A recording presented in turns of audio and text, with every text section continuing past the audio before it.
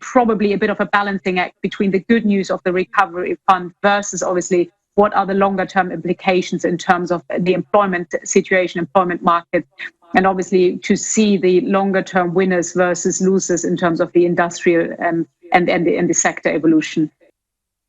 A long-awaited report into alleged Russian interference in the 2017 general election and the 2016 Brexit vote is to be published next week.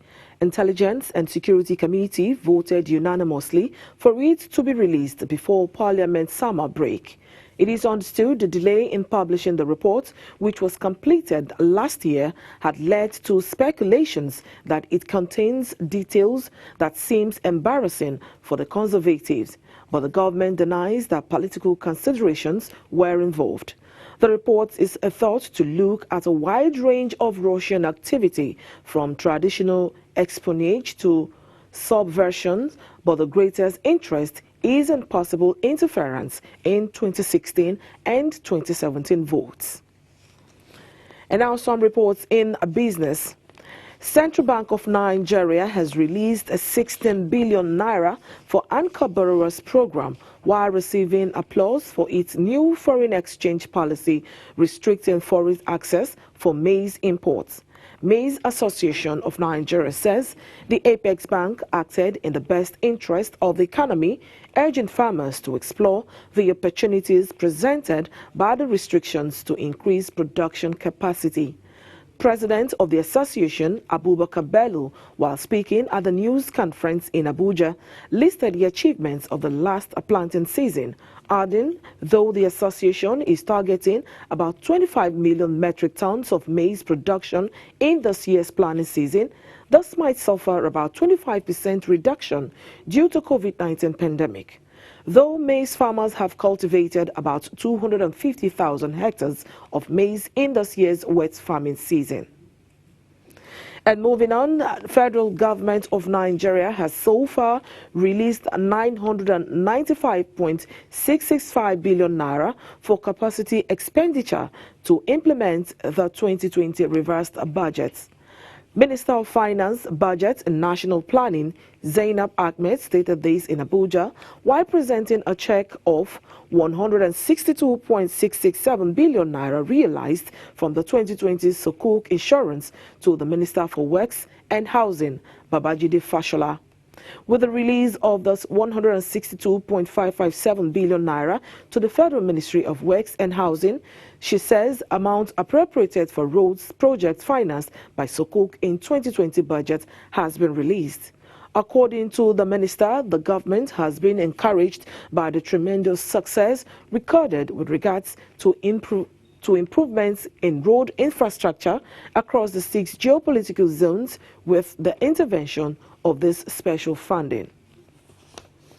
And now some news in sports. Bordeaux's forward Samuel Kalu has tested positive for coronavirus, becoming the second Super Eagles star to contract the disease after Genk striker Paul Onocho. The Nigerian has been in quarantine in France since returning from the West African nation, and a report has it that Kalu was the player announced by the club to have contracted COVID-19 on July 6. He has missed the team's training season since the opening of camp and might be left out of some of the club's pre-season games.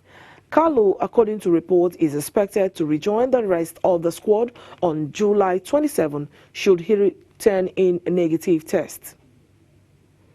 And still in sports, United States Tennis Association says the cancellation of Washington Open will in no way impact next month's behind closed doors US Open. The return of the ATP Tours has been pushed back to latest in August after the Washington event was cancelled because of too many unresolved issues caused by the coronavirus pandemic. It has been set aside to start on August 13. Meanwhile, the Cincinnati Open and the US Open are still scheduled to take place back-to-back in New York from August 20.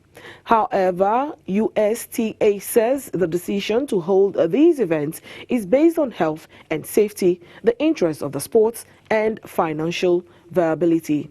And that's it on the news this morning. Remember, the change you allow is the change you experience.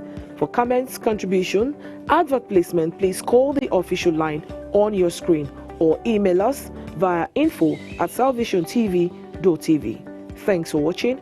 I am Letitia Obianime, and good morning.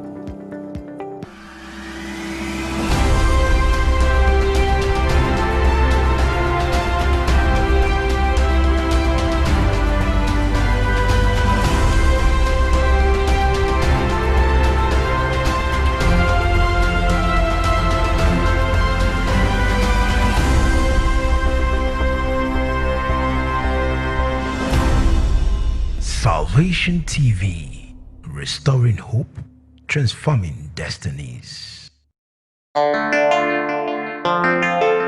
Perhaps you're a woman with desires to learn more about your